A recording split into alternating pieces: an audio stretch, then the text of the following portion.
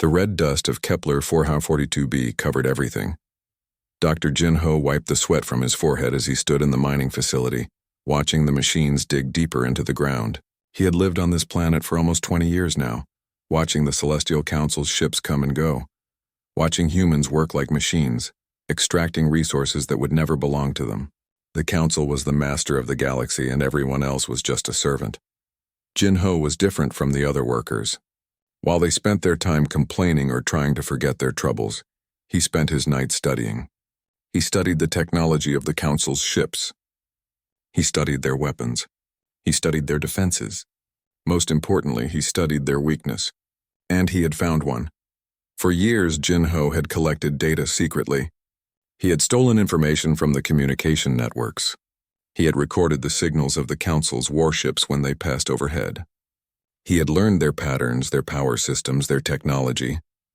But collecting information was not enough. He needed help. His sister, Mi-sun, worked on the orbital station above the planet. She was a brilliant physicist, just like Jin-Ho, but she had managed to get a better job. When Jin-Ho finally told her his plan, she did not laugh. She did not think he was crazy. Instead, she said yes. She said she would help him change everything. Together, they began recruiting people. Teo was an engineer who worked in the spaceports. He was quiet, but his mind was sharp. When Jin-Ho showed him the idea, Teo understood immediately. This could work, he said, running his finger across the calculations. This could actually work. Haewon was a weapons specialist who had been forced into the Council's military service. She was angry about what she had been forced to do, and she wanted a chance to fight against them. Kyung-jae was a young computer programmer who had grown up in poverty. He understood algorithms and artificial intelligence in ways that seemed almost magical to everyone else. The five of them became a secret team. They met in hidden places, always careful never to be seen together. They communicated through messages hidden in plain sight. They moved slowly, carefully, checking every direction for the Council's surveillance. And they dreamed. They dreamed of a weapon that the Council had never seen before. Not their ancient weapons that had ruled the galaxy for thousands of years.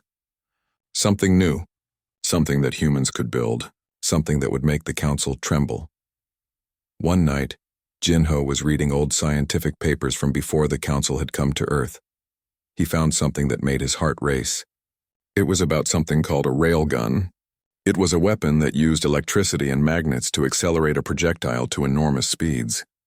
The papers were old, from hundreds of years ago, but the science was still true. The science would always be true. Jin-Ho brought the papers to the team. He showed them the calculations, the diagrams, the possibilities.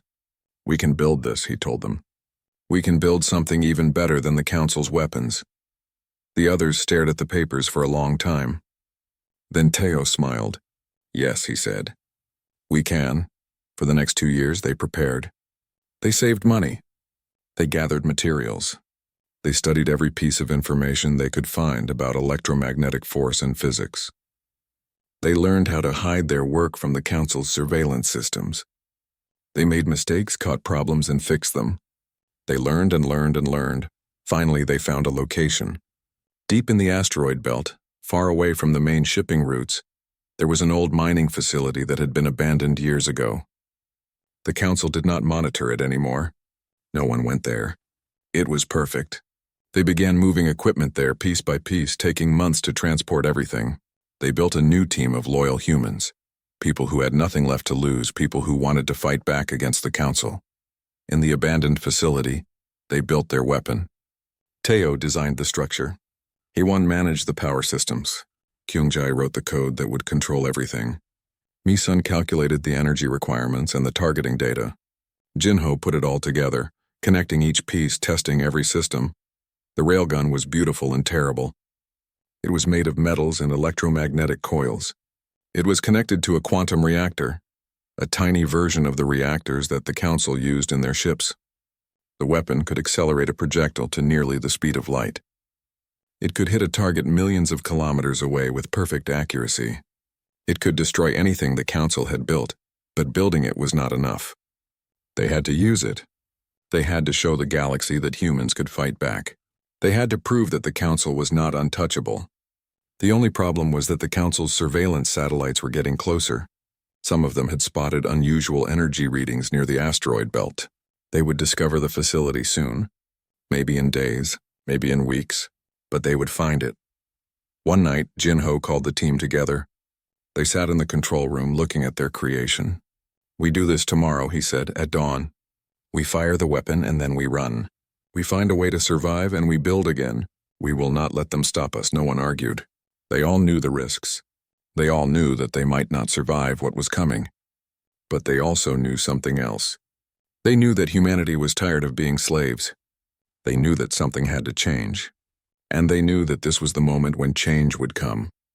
The night before the activation, Jin-Ho sat alone in the control room. He looked at the readings on the screen. The railgun was ready. The quantum reactor was stable.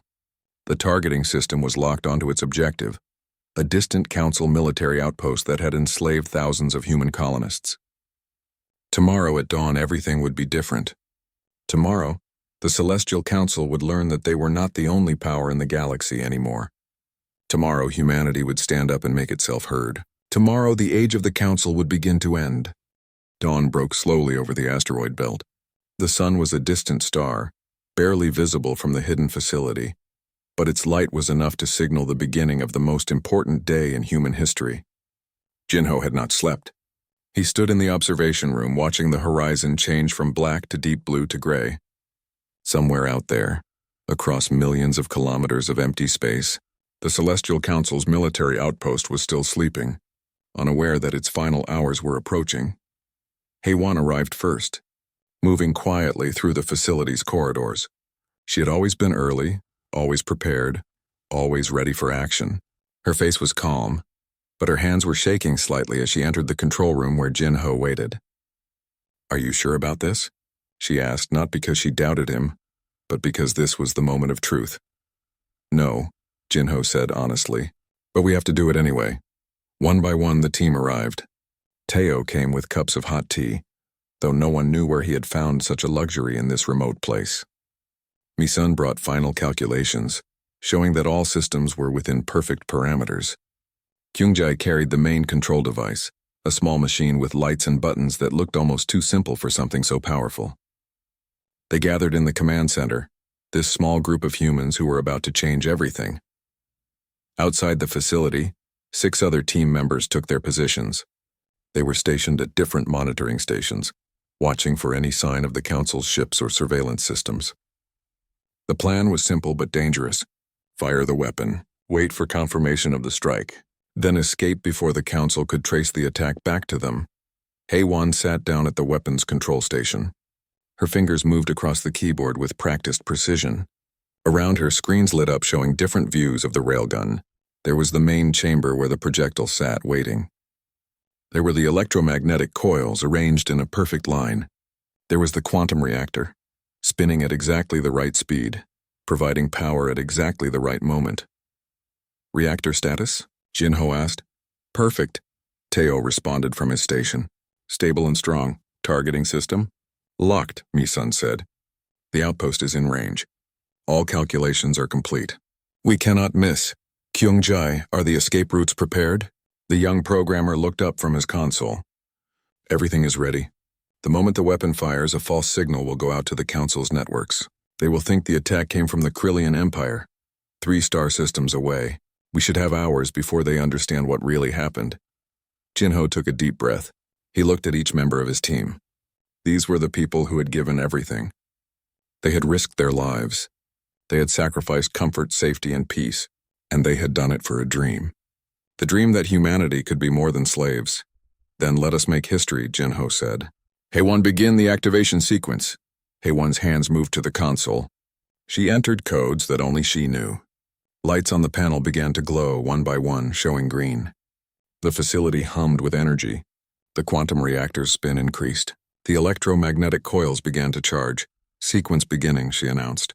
"All systems nominal. The weapon is waking up." On the screens, numbers climbed higher and higher. Power levels increased. Voltage readings rose.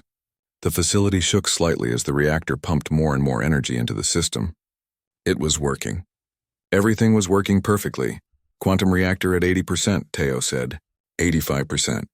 90%. 95%. The humming sound grew louder. It was almost like music now. A strange alien song created by human ambition and determination. The whole facility trembled with power. In other rooms, workers gripped the walls and held their breath. 100%, Teo said. The weapon is ready. Heywan looked at Jinho. She did not need permission. She had earned this. She had worked for this moment. But she waited anyway, because this decision was bigger than any one person. It would affect the entire galaxy. Jinho looked at Mi-sun. She nodded. He looked at Kyung-jae. The programmer was already reaching over to confirm the firing authorization on his console. Fire, Jinho said. Heywan's finger moved to the button. For just a moment, she hesitated. One button. One simple action. And the whole galaxy would change forever. She pressed it. The sound was not what anyone expected. There was no explosion. There was no terrible noise. Instead, there was a strange, almost beautiful humming sound, like 1,000 bells ringing at once. The projectile accelerated through the electromagnetic coils at speeds that human minds could barely understand. It moved so fast that it seemed to simply disappear, leaving a trail of superheated air in its path. The facility's power system shut down automatically to prevent damage. Lights flickered and went out. Emergency power kicked in, and red lights illuminated the control room. For a moment, no one said anything. They simply sat in silence, listening to the sound of their own heartbeats. Did it fire? Mi-sun asked finally. Kyung-jae was already checking his readings. His face changed from nervous to amazed. Yes, he said. It fired. The projectile is moving at 95% light speed. It is on course. It will reach the target in exactly 7 minutes. The team watched the countdown on the screens. 7 minutes. 6 minutes, 50 seconds. They watched the trajectory of the projectile moving through space, heading toward its destination. Heywan gripped the edge of her console. Teo whispered a prayer. Mi-sun crossed her fingers. 5 minutes. 4 minutes. 3 minutes. Here it comes, Kyung-jae said quietly. 2 minutes. 1 minute, then the screens erupted with light. The sensor array monitoring the distant outpost suddenly showed a massive explosion. The military facility that had enslaved thousands of humans simply ceased to exist. It was hit with such force that it disintegrated completely. The explosion was so bright it temporarily blinded several of the station's cameras. For a moment, no one spoke. They had done it. They had actually done it. The first strike had been successful beyond their wildest hopes. Then Mi-sun began laughing. It started as a small sound, then grew louder. Teo joined her, and then Heywan, and finally even the usually serious Kyung-jae began to smile. Jinho stood alone watching the screens, watching the destruction they had created, watching the spark that would ignite a galaxy-wide revolution. The council is never going to be the same, Heywan said, and she was absolutely right. Within hours, news of the attack was spreading across every communication network in the galaxy. The Celestial Council's military outpost had been destroyed. An entire command center was gone. Thousands of soldiers were dead, and no one knew who had done it. The galaxy was beginning to wake up, and everything would be different now. The galaxy erupted into chaos. Within days of the attack, the Celestial Council's military response was swift and terrible. Their fleets mobilized from across the known universe, moving toward human space like a storm-gathering power. The Council had never been challenged like this before. For thousands of years they had ruled absolutely, and no one had ever dared to strike them directly. Now someone had destroyed one of their most important military outposts. The Council demanded blood. They demanded answers. Most of all, they demanded revenge. Jinho and his team had expected this, but knowing something was coming did not make it any less frightening when it arrived. The hidden facility in the asteroid belt trembled as the first Council warships entered the system. They were massive beyond imagination. Ships that were kilometers long, equipped with weapons that could destroy entire planets. The facility's alarms began to wail, a sound that made everyone inside feel small and helpless. They found us faster than we expected, Mi-sun said, her voice shaking as she watched the screen showing the approaching enemy fleet. The false signal Kyung-jae created did not work as well as we thought, but Jinho was already moving forward with his plan. We do not need to hide anymore, he said calmly. It is time to fight back. The team had already prepared a second and third railgun installation on different asteroids in the belt. Teo and Heywan had spent months building them while Jinho worked on improvements to the original design. These new weapons were better, faster, more accurate than the first. And now, as the Council's fleet approached, these weapons came online. Kyung-jae's fingers flew across his console. The young programmer had written an artificial intelligence system that could predict the movement of the Council's ships. Using old military records and mathematical patterns, he could calculate where the Council's vessels would move before they moved. It was like playing chess against an opponent who had already shown you all their moves. First fleet formation entering range in 30 seconds, Kyung-jae announced. I have calculated their most likely path. The second and third installations are already tracking them. The Council's ships did not even know what was happening until it was too late. The second railgun fired and another warship exploded in space. The third installation targeted a command vessel, and it was torn apart by the impact. The Council's military, for all their ancient technology and their power, had never faced a weapon like this. Their shields could not stop projectiles moving at 95% light speed. Their defenses were useless. They are confused, Mi-sun said, watching the military data streaming across the screens. They do not understand what is attacking them.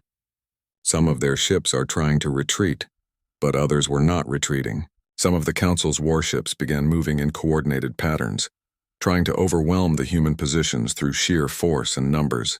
Their smaller fighter ships launched attacks against the asteroids where the railgun installations were located. There was fire, there was destruction, there was death. Haewon was fighting now, not just controlling the weapon but commanding human defenders who had positioned themselves across the asteroid belt. She was coordinating military efforts, directing people to safety, making impossible decisions about where to focus their limited resources. The facility shook as Council weapons struck nearby asteroids. Dust and debris filled the air, but each time the Council tried to move toward one of the railgun installations, the weapon would fire again. Another warship destroyed, another piece of the Council's military reduced to atoms and memories. Then something changed. A massive ship appeared on the screens, larger than anything else the Council had sent.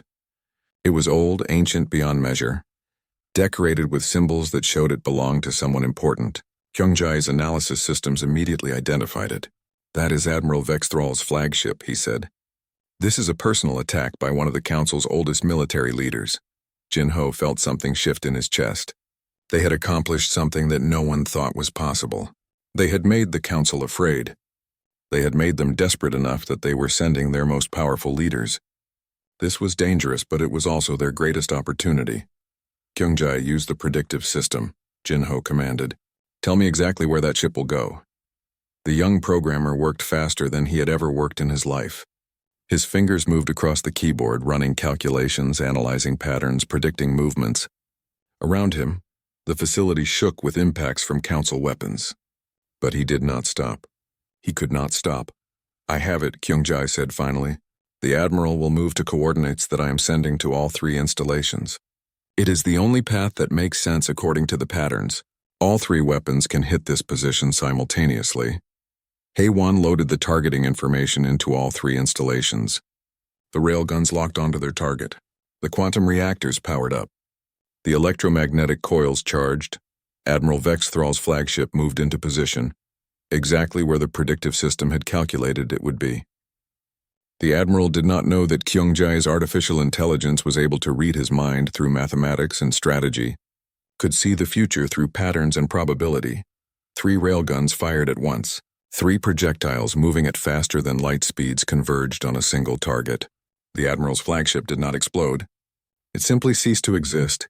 The 3 projectiles passed through it almost as if it were made of air, creating a wound in space itself, a hole where a mighty warship had been moments before. The Council's fleet hesitated. Their great admiral was gone, one of the most powerful beings in the galaxy, dead at the hands of humans. The psychological impact was enormous.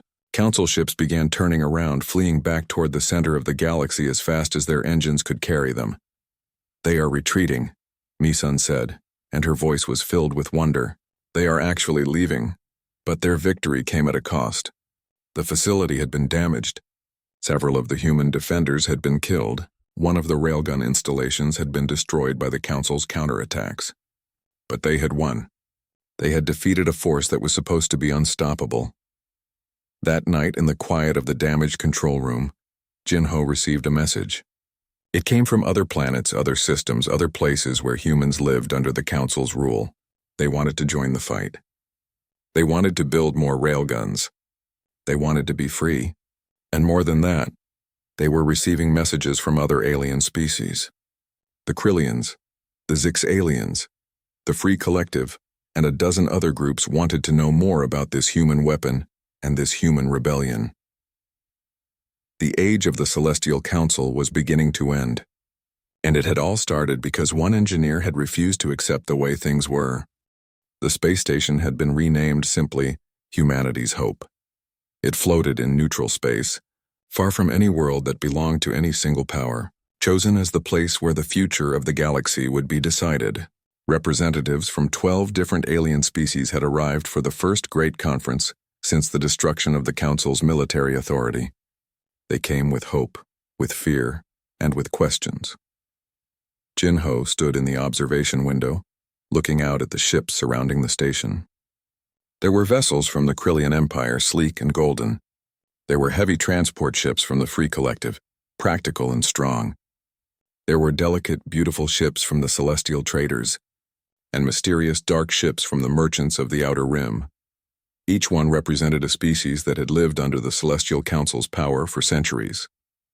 Each one carried representatives who wanted to know if humanity really could help them break free. Mi-sun was preparing her presentation for the conference. She had spent weeks gathering data, creating charts and writing explanations in simple language that beings with very different biology could understand. The presentation would show how the railgun worked, why it was so powerful, and most importantly, why it represented hope for species that had been oppressed by the Council for far too long. Teo was working with engineers from other species, showing them how the railgun was constructed. The Krillians had offered resources. The Free Collective had offered workers. Even a species called the Zenith Builders had come forward, offering their ancient knowledge of construction and engineering. Suddenly, humanity's secret weapon was becoming a shared tool, and railgun installations were being built on a dozen different worlds. But not everyone was celebrating. Deep within Council space, the remaining leaders of the Celestial Council were panicking. They realized that they were losing control of the galaxy. Their monopoly on power was being broken, and they were desperate. That desperation led them to make a final, terrible decision. They launched a coordinated attack on multiple human worlds at once, trying to destroy the human presence before it could grow any stronger. The assault began without warning, without diplomacy, without any attempt at negotiation. It was pure military aggression, born from fear and fury. Sol Prime was one of the main human worlds, a planet that had been transformed by human settlers from Earth.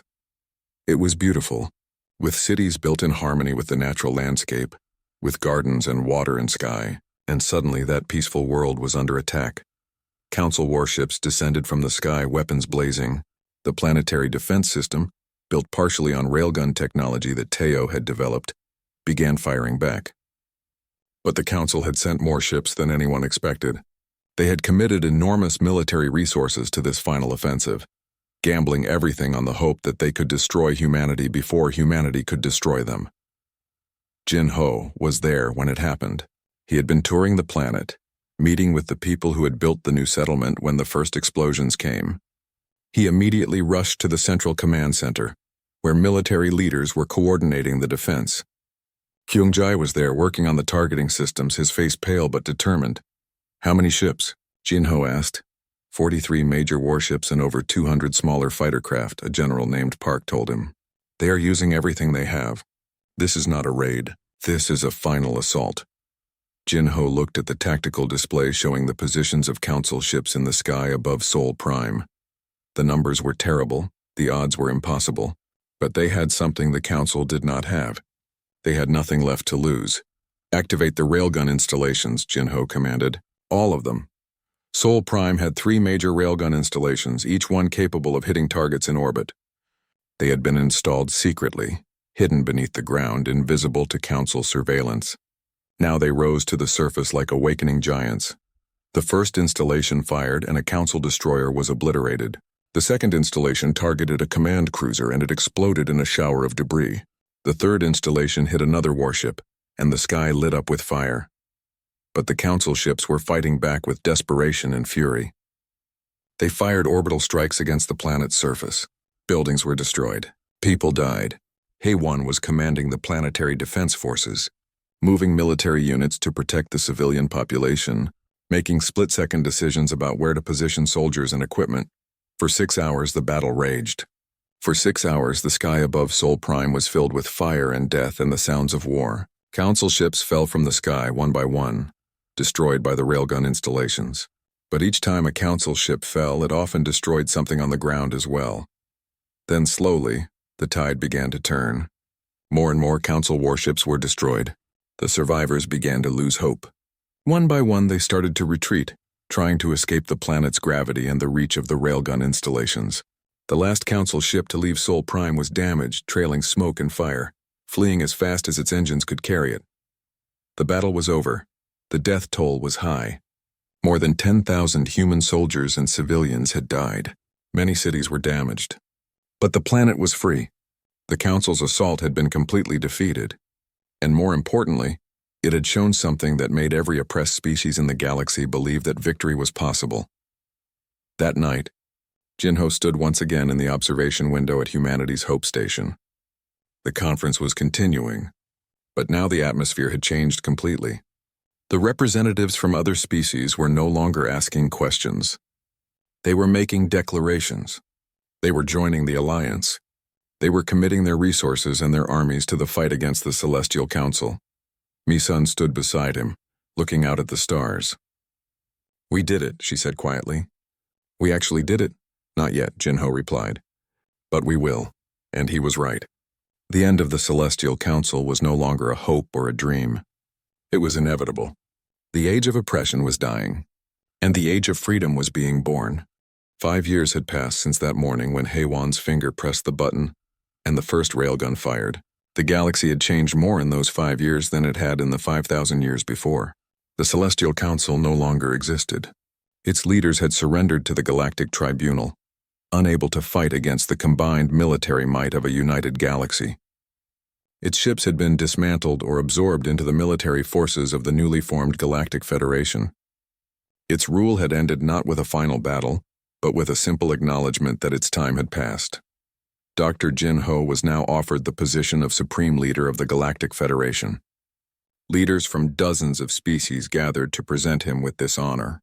He was celebrated across the galaxy as the person who had freed the oppressed. Children on 1,000 different worlds learned his name in school. Statues were built in his image. People wanted him to rule them, but Jinho refused.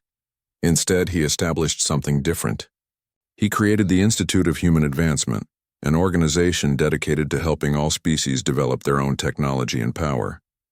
"A galaxy where all beings are equal is stronger than a galaxy where one being rules," he told the assembly. "We did not free ourselves from the Council's rule only to replace them with a new master. We must learn to share power." This decision made Jinho even more respected than if he had taken the position of Supreme Leader.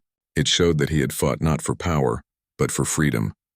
It showed that humanity understood something important about how the galaxy should work. Mi-sun took a different path. She had begun to feel troubled by the existence of the Railgun network. The weapons had been necessary to break the Council's power, but she did not like what they represented. She organized what she called the Disarmament Initiative, working to convert railgun installations from weapons into energy generation facilities. These facilities would provide power to entire star systems, creating abundance instead of destruction. "We built weapons to free ourselves," she told a gathering of engineers from 50 different species. "But weapons should not be our legacy. Let them be forgotten. Let people remember us for the beauty we created, not for the destruction we caused." Teo became the chief engineer of this massive project. He worked with aliens and humans alike, redesigning railgun technology into peaceful tools. In Sol Prime, the railgun installations that had defended the planet during the final battle were transformed into fusion reactors. They now provided power to millions of people, keeping cities bright through the darkest nights, powering hospitals and schools and homes. HFY had retired from military service, but she remained active in an important way.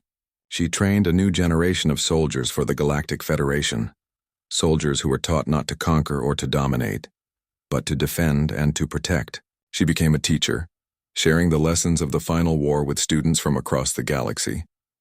Power without wisdom is just destruction. She taught her classes. We won because we were clever and brave. But we stayed free because we chose to be kind. Never forget this. Kyungjai continued working on artificial intelligence systems, but now his work was dedicated to solving problems instead of creating weapons. He designed AIs that could predict disease outbreaks, that could optimize food production to eliminate starvation, that could solve complex mathematical problems to help species understand the universe. His genius was being used to create life instead of death. 30 years after the first firing of the Railgun, a celebration was held on Earth. This was humanity's homeworld, the planet from which Jin-Ho and Mi-sun and all the others had come. The celebration was attended by beings from hundreds of different species. They came to honor not war but peace.